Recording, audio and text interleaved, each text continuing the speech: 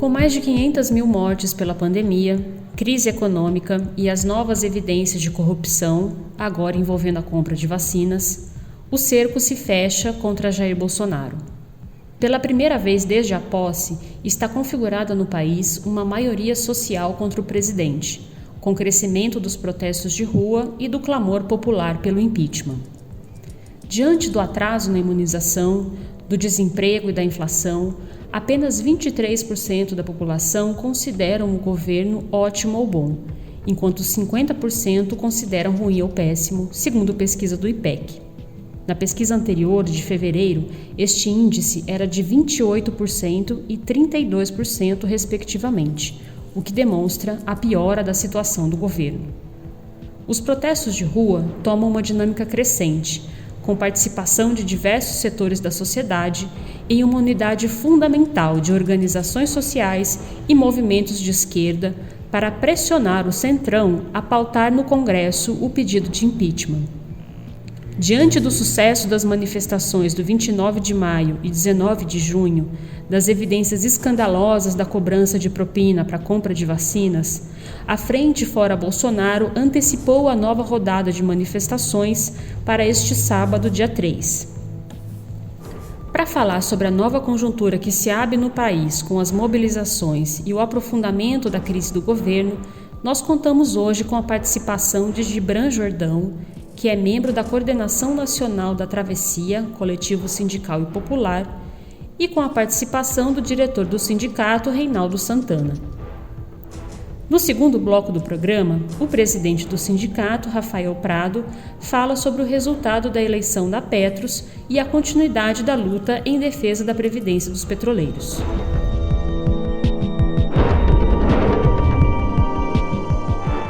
Gibran, em primeiro lugar, quero agradecer bastante a sua participação aqui para enriquecer com a gente o debate. Então, vamos lá.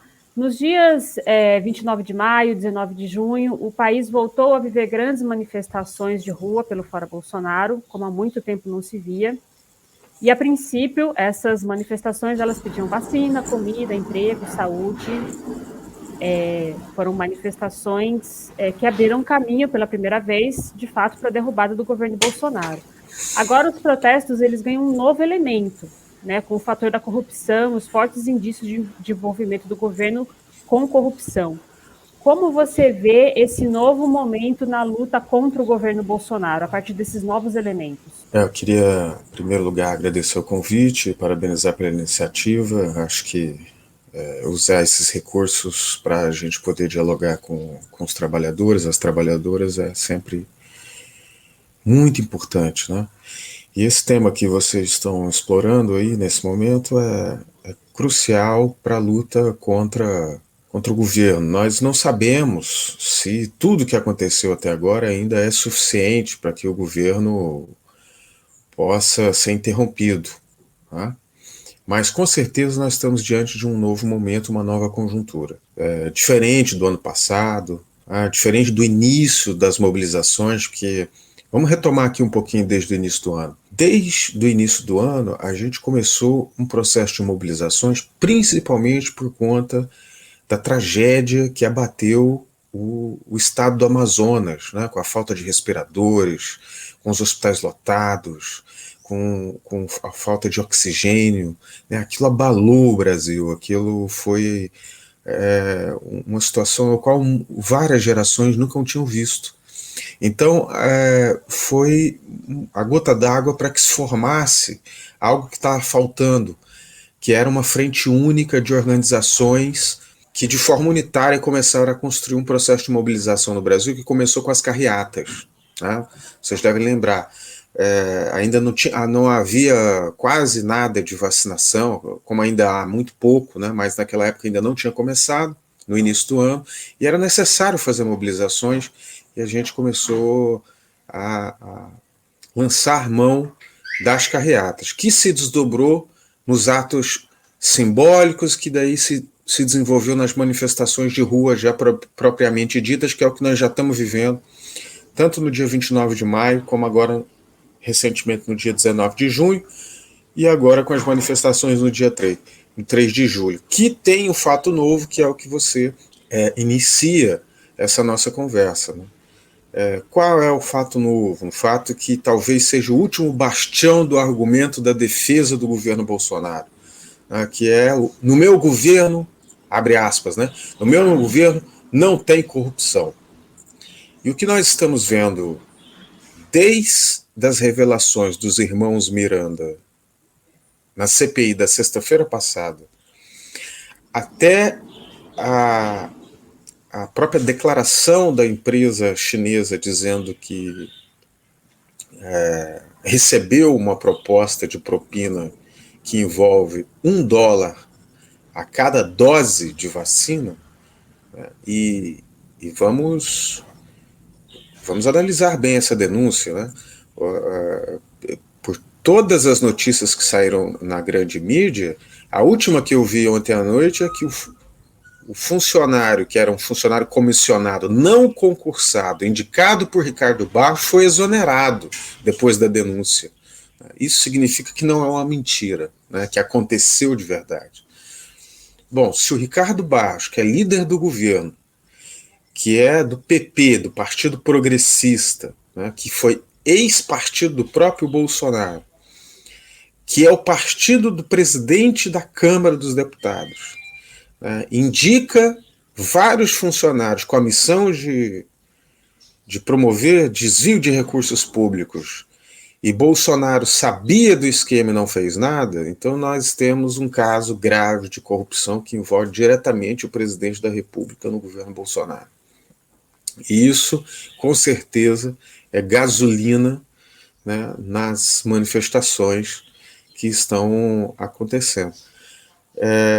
E pode sim fazer com que o dia 3 seja ainda mais explosivo, ou se não o dia 3, as próximas mobilizações, todas elas sejam mais explosivas por conta desse fato novo, não há dúvida. A revolta, nós estamos diante de 500 mil pessoas que morreram por conta não só de negacionismo, mas estamos vendo agora também que tinha corrupção também no meio. Isso é muito revoltante. Com certeza isso vai abater a opinião pública de forma avassaladora, não tenho dúvida. Eu queria que você se aprofundasse um pouco mais em relação à frente fora Bolsonaro, né? Você deu aí um histórico, é uma frente que vem organizando manifestações, não propriamente de rua, mas outras manifestações, como as carreatas, os atos simbólicos, e agora vem se desenvolvendo em atos de rua. Eu queria que você contasse um pouco mais sobre a composição dessa frente e a importância dela para o momento que a gente está vivendo. A campanha nacional Fora Bolsonaro, ela reúne de forma unitária a Frente Brasil Popular, a Frente Povo Sem Medo, que são frentes que no seu interior, na sua composição, você tem sindicatos, movimentos sociais como o MTST, o MST, a CUT, federações de sindicatos, sindicatos nacionais, sindicatos estaduais, a Coalizão Negra, né, que é uma organização e uma articulação do movimento negro muito importante, que inclusive foi responsável pela retomada das ruas por conta dos atos contra o massacre em Jacarezinho, né? Então cumpriu um papel muito importante por destravar o processo de mobilização. E várias outras organizações, como organizações políticas que não necessariamente compõem a Frente Brasil Popular e a Frente Povo Sem Medo, compõem essa campanha nacional Fora Bolsonaro. Qual a importância disso? A importância é que, ao construir essa unidade, você amplia a possibilidade de mobilização do conjunto da classe trabalhadora, que tem uma multirrepresentação, tá? Que tem uma série de organizações que atuam no seio do conjunto do movimento dos trabalhadores, das trabalhadoras. Então, quando você unifica todo mundo, você consegue mobilizar todos, ou você consegue um alcance maior. E como nós estamos diante de um governo que, pelo menos até ontem, né, tinha ainda muita força popular e um governo de extrema-direita, que inclusive tem aspirações neofascistas, e agora com essas denúncias, né, você vê como o grau de crueldade, né, desse governo é espantoso, porque nós estamos falando de 500 mil pessoas, repito, que morreram por conta não só de negligência, nós estamos vendo por conta de corrupção aberta. Tem uma entrevista com a ex-esposa do Pazuello, né, que é requinte de crueldade. Né? Se ela, eu não vejo porque ela tenha motivos para mentir. Né? E ela diz o seguinte, que eu ouvi o Pazuello dizer que não estava preocupado em comprar vacina e atender lá o Amazonas, que por ele comprava só saco preto. Isso é coisa de gente nazista, né? Gente que não tem o menor valor moral e que, veja bem, e que são aqueles que mais fazem a propaganda do cidadão de bem. Então é gente que enganou milhões de pessoas, que tem força popular, que tem as forças armadas, pelo menos parte do seu lado, né? Que tem setores, não todas as igrejas, mas vários líderes religiosos, charlatães, mas que têm bastante força popular também. Então, por que eu estou dizendo tudo isso? Porque nós precisávamos construir uma unidade que acumulasse força, que fosse capaz, né, de enfrentar essa coisa toda, né, esse poder todo. E eu acho que a gente conseguiu, né, porque as mobilizações, elas, para além das revelações da CPI, para além das revelações das denúncias que surgiram, vejam bem, as denúncias que estão surgindo são de parlamentares da própria base do governo, né, do próprio bolsonarismo. Então nós precisávamos de força política, né, para enfrentar isso tudo. E as manifestações do dia 19 e do dia 29, que foram convocadas pela campanha Fora Bolsonaro, responderam de forma muito satisfatória a necessidade que a gente tinha de fazer as ruas expressarem a indignação da maioria. Porque o que as pesquisas estão dizendo é que a maioria já da população brasileira já rejeita esse governo, né? Então era necessário que as ruas expressassem isso, mais do que as redes sociais que já vêm expressando, né? E o instrumento que nós tivemos para conseguir construir essa mobilização foi a campanha nacional Fora Bolsonaro, foi essa frente de organizações sindicais, movimentos sociais e organizações políticas. Então esse é o grande papel da campanha Fora Bolsonaro, que espero que siga cumprindo isso no próximo período, que agora é que a coisa vai ficar barra pesada. Sim, sim. E essa diversidade que se compõe à frente, ela se expressa também nas ruas, né, Gibran? Eu estive nos atos e a gente pode dizer que são atos muito diversos, com jovens, com negros, com trabalhadores, mulheres, LGBTs. Isso é uma característica muito forte, é uma característica bastante importante. Agora, eu queria que você abordasse um novo elemento que está surgindo também. Nessa terça-feira, a deputada federal Joyce Hasselmann anunciou a Frente Democrática Independente, uma organização que reúne, notadamente, grupos de direita, muitos deles rompidos com o bolsonarismo. Esse grupo, inclusive, anunciou a participação nos atos do dia 3, logicamente, a partir aí dos indícios, né, das denúncias de corrupção. Até então, 500 mil mortos para eles, tudo bem, mas a questão é a corrupção, e essa, a gente sabe, é uma pauta que é bastante dominada por esse setor da direita. Como você vê a ida desses setores de direita para as ruas nesse momento?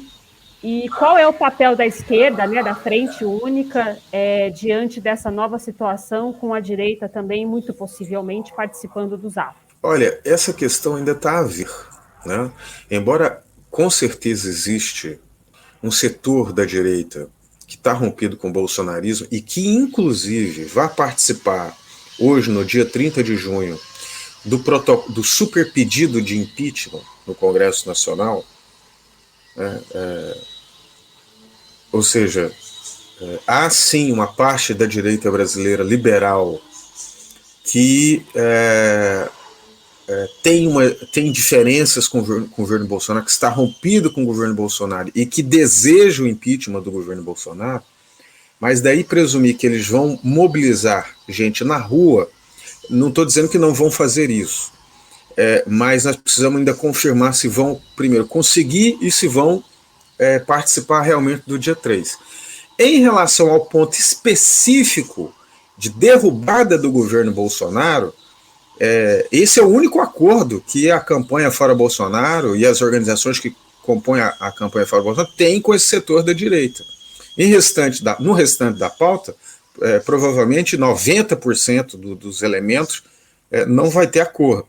Mas se for para a gente ir para a rua com um único acordo, que é o impeachment de Bolsonaro, eu acho que só amplia, né, aquilo que a gente disse da necessidade do acúmulo de força que nós temos para reverter a disposição do Congresso Nacional de abrir o processo de impeachment, em especial de Arthur Lira. Né, porque tem uma coisa curiosa aí. Quem vai ter que apertar o botão do impeachment, em última instância, é Arthur Lira. E ele é do mesmo partido do Ricardo Barros, que é o centro nervoso das denúncias de corrupção. A pergunta que cabe eles estão divididos dentro do partido, né, do Partido Progressista, do PP, que inclusive já foi partido do Bolsonaro, ou eles estão no mesmo barco da corrupção? Porque ele pode estar todos eles envolvidos, todo o partido envolvido, né, como pode também estarem divididos e em luta interna. Há quem diga aí na grande mídia, nessas especulações, de que foi o Arthur Lira que incentivou o Luiz Miranda a fazer essas denúncias, né? O deputado Luiz Miranda a fazer essas denúncias. Mas, por enquanto, é só especulação. Então, é um elemento que nós vamos descobrir nos próximos dias, né? Se estão todos envolvidos ou não. E isso vai fazer diferença. Vocês lembram que no governo Temer ele estava com a popularidade no chão, havia uma insatisfação muito grande com o seu governo, e mesmo assim o Congresso Nacional segurou 2 pedidos de impeachment, né? E ali nós tínhamos cenas de gente correndo com mala de dinheiro na rua, né? Apartamento sendo descoberto com malas e malas de dinheiro, e o Temer não caiu. Então vejam vocês que por mais que seja absurda a situação agora do governo Bolsonaro, não necessariamente quer dizer que nós tenhamos um processo de impeachment aberto. Muito bem. Eu queria que você abordasse agora uma questão que é estratégico e que é fundamental esses setores que estão na rua pensarem para o próximo período. Nós estamos em luta para derrotar Bolsonaro, o impeachment é a palavra de ordem do momento e deve vir numa crescente aí nos próximos atos. Mas e depois do governo Bolsonaro? O que construir, o que colocar no lugar desse governo que já tirou tantas vidas, que está afundando o país? Qual deve ser a proposta desses setores que estão em luta para o momento seguinte? Olha, antes de responder em si a sua pergunta, nós temos ainda um desafio, que para continuar o processo de mobilização popular, nós temos que evitar a dispersão dessa frente de esquerda que está formada, que se expressa na campanha Fora Bolsonaro. Se essa campanha ela se dividir ou se dispersar no próximo período, muito dificilmente nós vamos ter mobilizações de rua que sejam capazes de interromper esse governo. Ou seja, então, em primeiro lugar, nós precisamos de uma frente de esquerda para as lutas. Agora, essa frente de esquerda para as lutas, ela pode também se expressar nas eleições, que aí é a resposta da sua pergunta. Nós não estamos numa situação no Brasil onde os trabalhadores estão numa mobilização na ofensiva, como, por exemplo, no Chile. Né? No Chile há uma mobilização popular que foi capaz de produzir uma nova Constituição que muito provavelmente vai conquistar direitos sociais, por conta da força da mobilização popular.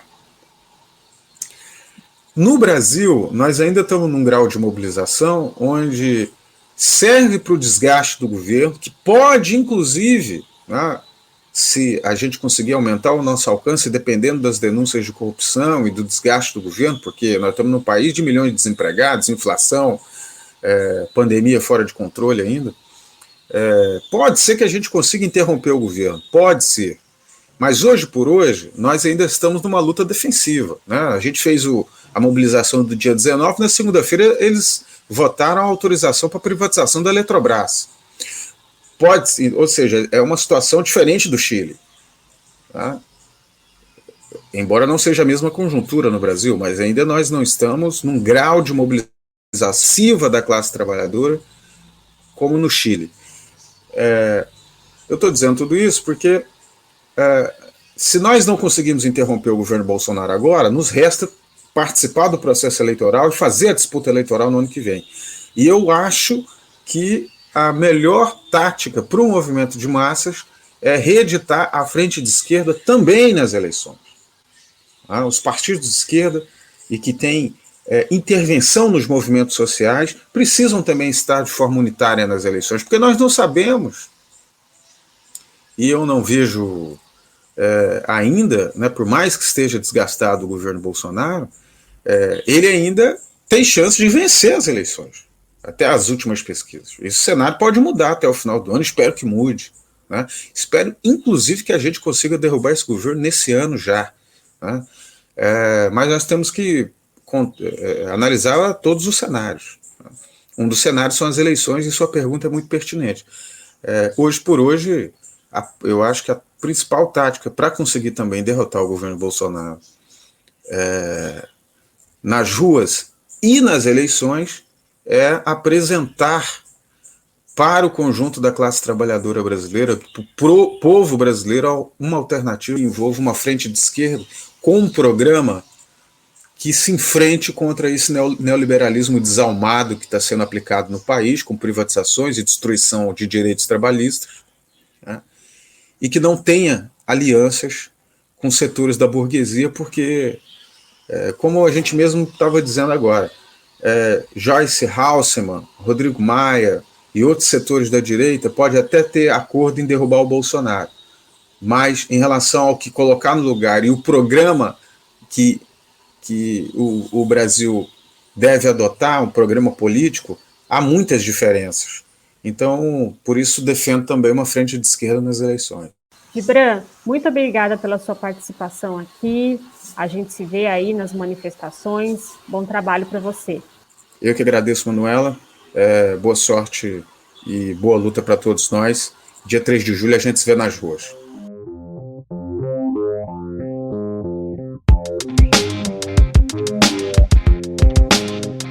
Muito bem, seguindo aqui então, a gente vai conversar agora com o diretor do sindicato, Reinaldo Santana.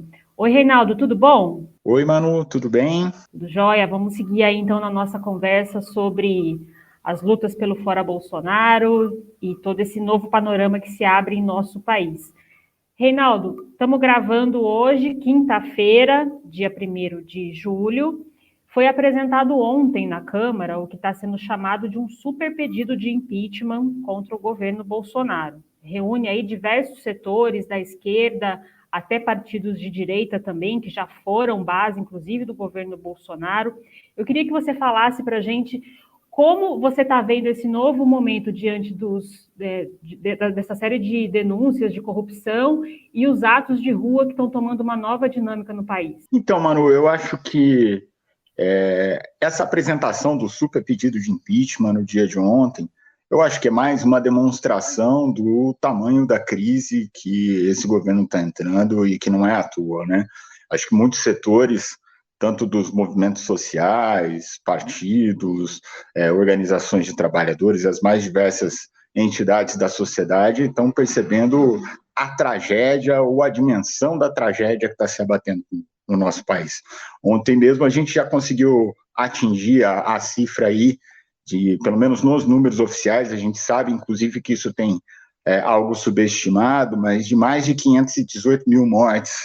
Foram mais de 2 mil mortes registradas no país que hoje é o epicentro dessa pandemia.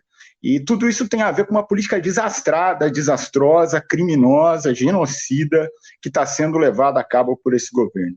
Mas, além do problema da pandemia, né, a gente está vendo também que estão se escancarando, né, os casos de corrupção envolvendo até mesmo a compra de vacinas. Né? O governo está tentando roubar de uma maneira descarada, tripudiando em cima da morte, da situação de desespero que as pessoas estão alcançando no nosso país. Então, no meio dessas mortes, o governo estava querendo comprar, esses escândalos estão sendo investigados e estão aparecendo agora na CPI, de R$5 a vida das pessoas, né? $1 por vacina, e essa situação absurda, esse descaso com a população brasileira, porque a gente sabe que boa parte dessas mortes poderiam ter sido evitadas, né, das mortes que a gente já acumula no nosso país, poderiam ter sido evitadas se o governo tivesse tido outra postura e tivesse apostado não no negacionismo, não no genocídio, não na política de imunização de rebanho que está levando a todas essas mortes, mas investiram pesadamente na saúde, nas medidas que de fato levassem ao isolamento social, que pudessem levar ao controle dessa pandemia. E somado a isso também os diversos ataques que estão sendo feitos contra o conjunto da classe trabalhadora e também contra as estatais, como a Petrobras, né? Só para exemplificar, ontem mesmo a gente teve uma operação que é parte da destruição do patrimônio público do país, em que a Petrobras abriu mão, por exemplo, da sua participação na BR Distribuidora, uma operação envolvendo 11,4 bilhões, e significa o fim da participação da Petrobras na empresa que é responsável por distribuir, né, os combustíveis pelo nosso país, de garantir a nossa segurança energética. É mais um crime de lesa pátria que vem sendo promovido por esse governo e que demonstra a necessidade da gente colocar esse governo para fora, e as manifestações, eu acho que estão num crescente nesse sentido, fortalecendo essa luta. Sim, aliás, desculpa te interromper, mas aproveitando que você falou da Petrobras, essas denúncias de corrupção agora envolvendo a compra da vacina, com majoração de $1 por dose, e a gente vê, por outro lado, um patrimônio riquíssimo da Petrobras sendo vendido a preço de banana. Se tem corrupção na compra de vacina, imagina o que esse governo não fez na venda das refinarias e de outros patrimônios na Petrobras, né? Não, com toda certeza, essas suspeitas a gente não pode deixar de lado. Né? Se a gente está falando de $1 por vacina, né? Uma vacina que é um preço relativamente baixo, imagina numa refinaria, imagina na participação da BR Distribuidora, imagina nas diversas unidades que a Petrobras está se desfazendo nesse último período. Esse governo já mostrou o seu caráter, ele é essencialmente corrupto também, além de ter compromisso com os grandes empresários, além de não ter nenhum tipo de compromisso com a classe trabalhadora, com a população mais pobre desse país, vide até mesmo o auxílio emergencial, que era um valor insuficiente, R$600, mas que o governo, inclusive, não quis manter, para continuar mantendo alta remuneração aí no pagamento das dívidas para os banqueiros e tudo mais. Esse governo também está se demonstrando corrupto. Não bastassem os casos das rachadinhas, né, envolvendo os familiares do nosso presidente, agora a gente está vendo que outros casos estão se multiplicando, e essa crise dos de cima, eu acho que é importante, porque acaba catalisando e dando mais força para que as mobilizações dos trabalhadores, que essas sim vão ser o fator decisivo para o processo de derrubada desse governo, para a possibilidade de derrotar esse governo. E é possível derrotar o governo Bolsonaro. A gente teve 2 grandes manifestações em maio, agora no dia 29 de junho, e agora a gente tem essa manifestação marcada agora dia 3 de julho, que a gente tem a expectativa de que seja maior ainda. E é só essa mobilização, não dá para confiar no Congresso. A CPI está cumprindo um papel, que eu acho que é de revelar essa crise dos de cima, revelar alguns escândalos e alguns casos importantes que estão esclarecendo o papel nefasto que o governo cumpriu e está cumprindo durante esse período de pandemia, mas o que vai ser determinante para que a gente possa garantir de fato a saúde da população, que a gente possa garantir comida no prato, né? Que a gente está atingindo níveis absurdos de desemprego, a gente está com praticamente 15 milhões, isso pelos dados oficiais, que a gente também sabe que são subestimados, cerca de 15 milhões de desempregados, numa situação desesperadora para boa parte da população. A gente só sabe, tem certeza que qualquer processo de derrota dessa política desse governo depende fundamentalmente das mobilizações, porque no Congresso Nacional opera o toma lá da cá, o Centrão aí recebendo todas as verbas possíveis e imagináveis, estando diretamente também envolvido nesses casos de corrupção que estão aparecendo agora. Perfeito. Eu queria que você falasse, então, diante de todo esse panorama, né, a CPI ela já revelou os crimes a olho nu, né, eles estão aí para todo mundo ver, os pedidos de impeachment já se acumulam na mesa da presidência da Câmara, e o que a gente precisa fazer agora é pressionar aí a Câmara, o Centrão, a colocar esses pedidos de impeachment em votação. As manifestações estão acontecendo às custas de uma unidade da esquerda, de diversos setores, que é bastante importante. Eu queria que você falasse, então, para os petroleiros, para as petroleiras, que ainda não participaram dos atos, que ainda estão indecisos sobre as condições de segurança para participar desses atos. Eu queria que você falasse para esses companheiros e companheiras o quão é importante a participação deles nos protestos do dia 3. Manu, com certeza isso é fundamental. Vai ser o principal diferencial na luta em defesa da vida que a gente está travando nesse país, que significa combater a política genocida desse governo, seja no atraso ou na corrupção envolvida diretamente na falta de vacinas que a gente está presenciando. A gente poderia estar no processo de vacinação muito mais acelerado, seja em defesa dos nossos empregos, porque fruto também da política genocida desse governo, a gente vê novamente recordes de desemprego nesse país, a gente vê a fome e a carestia batendo a nossa porta e atingindo pesadamente o conjunto das pessoas, seja na destruição direta da Petrobras e de todas as empresas públicas que a gente tem. O governo que já anunciou e está tentando vender a Eletrobras, os Correios, e vem vendendo de uma forma picotada a nossa Petrobras. Então, a participação dos petroleiros é fundamental. Acho que o conjunto das pessoas tem que entender que defender a Petrobras necessariamente passa por lutar contra o governo Bolsonaro, lutar para pôr abaixo o governo Bolsonaro. E defender a Petrobras, esse processo, contra esse processo de privatização e entrega da empresa, a gente não vai conseguir isso se depender desse Congresso Nacional, que sabidamente é corrupto e que, se hoje faz uma pequena movimentação contra o governo por conta das diversas crises e dos escândalos que estão aparecendo, ao mesmo tempo pode também estar sendo envolvido numa negociata nos próximos dias, e todo esse processo que está crescendo até agora pode voltar a estacar zero. Então é somente com a nossa luta organizada que a gente vai ter condição de fazer isso. O super pedido de impeachment, que mobilizou muitas organizações, partidos, é algo importante, é algo fundamental, mas a gente tem que lembrar aqui que já tinha mais de uma centena de pedidos de impeachment que o presidente da Câmara, inclusive desde a gestão passada, né, desde o Rodrigo Maia, estava lá sentado em cima, sem sair um milímetro do lugar. Então, para derrotar esse governo de verdade, é só com as mobilizações de rua, só com a luta dos trabalhadores, inclusive a partir desse 3 de junho, para tentar construir até mesmo uma greve nacional sanitária em defesa da saúde dos trabalhadores e contra a política que esse governo vem defendendo. Então, a participação dos petroleiros é fundamental. É lógico que a gente não é irresponsável, a gente ainda sabe da gravidade dessa doença. Então, com todos os cuidados que a gente está tendo em todas as manifestações, de manter o distanciamento social, utilizar máscara, álcool gel, tentar manter toda essa segurança, que a gente não quer brincar com essa doença, a gente não é irresponsável como esse governo mas a gente sabe que se é necessário estar na rua agora é porque esse governo consegue ser pior que esse vírus. Então é fundamental com que a gente parta para esse processo de mobilização, que os petroleiros e petroleiras que ainda não participaram, que também se somem a esse processo de luta, possam estar aqui em São José. A gente vai estar realizando um ato na Praça Afonso Pena, pela manhã do dia 3 de julho, e é fundamental a participação do conjunto da categoria nisso.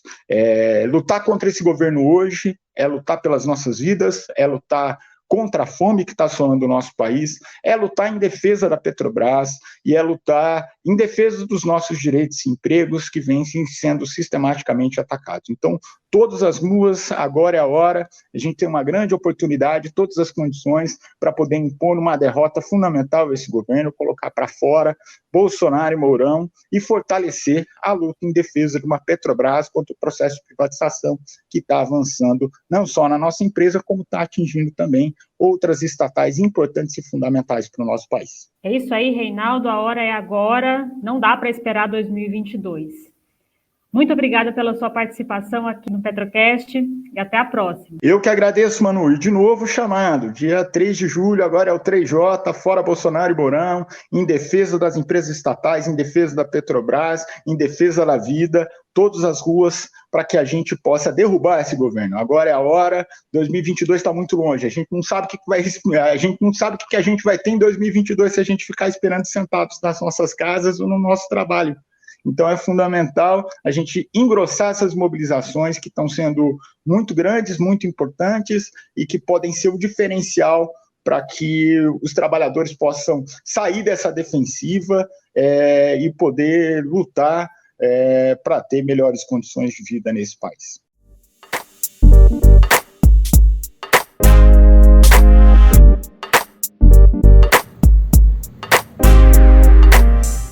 Muito bem, chegamos ao segundo bloco do programa e agora vocês ficam com o presidente do sindicato, Rafael Prado, e o balanço das eleições na Petros. Olá, ouvintes do Petrocast, eu estou aqui para falar um pouco sobre o resultado da eleição para os conselhos da Petros, em nome da chapa Petros para os petroleiros e petroleiras, unidade para continuar a lutar. Infelizmente, o resultado eleitoral entregou para a Petrobras o controle total, tanto no Conselho Deliberativo quanto no Conselho Fiscal da Petros, com a vitória da chapa de gerentes e ex-gerentes da Petrobras. Gente que nunca esteve na luta em defesa dos direitos da categoria. Então, o nosso campo, que representa o histórico de luta ao longo de 16 anos, que emitiu pareceres contrários à aprovação das contas da Petros, que denunciou investimentos duvidosos para o Ministério Público e para a Previc, nesse próximo período não terá um assento nesses conselhos, o que consequentemente nos trará muita dificuldade para seguir fiscalizando as intenções da patrocinadora e da gestão da Petros em nome da categoria. Certamente, precisamos falar também sobre a possibilidade de unidade das duas federações, né, a partir do resultado concreto. Muita gente acha que a somatória de votos da nossa chapa com a chapa da FUP poderia ter entregado uma vitória para o movimento sindical. Mas esse não é um debate fácil, não é apenas uma briga entre federações. Existe uma diferença política importante em relação ao nosso campo e o campo da FUP, que vai desde fazer o balanço sobre o resultado da política de repactuação do Petros, do acordo de obrigação recíproca, mas também o balanço recente da negativa da FUP em fazer unidade na luta pelos direitos da categoria. Foi assim no acordo coletivo de 2019, foi assim no acordo coletivo de 2020, em que a FUP não aceitou unificar na luta contra a CGPAR 23 e os aumentos abusivos da MS e, consequentemente, a categoria vem amargando derrotas, assinando acordos cada vez mais desvantajosos. Então é fundamental que a gente siga fazendo o debate sobre a necessária unidade da categoria. Unificar aposentados e ativos é fundamental, porém a gente precisa fazer esse debate de maneira muito consequente. Unificar a luta da categoria petroleira nas próximas eleições para os conselhos da Petros passará necessariamente pela unificação da luta da categoria em defesa da Petrobras, contra a venda de ativos e em defesa dos direitos de petroleiros e petroleiras. Nós, como sempre dissemos, estamos dispostos a construir fóruns unitários, a construir a luta da categoria de maneira unificada. É isso, e por último eu gostaria de agradecer os votos da categoria na chapa 41 para o Conselho Fiscal e na chapa 52 para o Conselho Deliberativo. Muito obrigado pelo apoio, companheiros e companheiras. Apesar de não termos vencido essa eleição, nós seguiremos na luta em defesa dos direitos da categoria, na Petros, na AMS e em defesa da Petrobras e do nosso acordo coletivo. Muito obrigado. E lembrando, a luta em defesa dos direitos da categoria e contra a privatização da Petrobras está ligada à luta contra o governo Bolsonaro, que é quem vem tocando essa política de desmonte desse nosso patrimônio público. Dia 3 de julho é dia de ato, é dia de ir para a rua, lutar contra o governo Bolsonaro. Vamos juntos fortalecer a luta e fora Bolsonaro. E o programa de hoje fica por aqui. Se você ainda não nos segue, dê um seguir na sua plataforma para ficar por dentro de tudo que rola no Petrocast. Eu sou Manuela Moraes, jornalista do sindicato, e a edição é do Pedro Henrique Curcio. Até mais!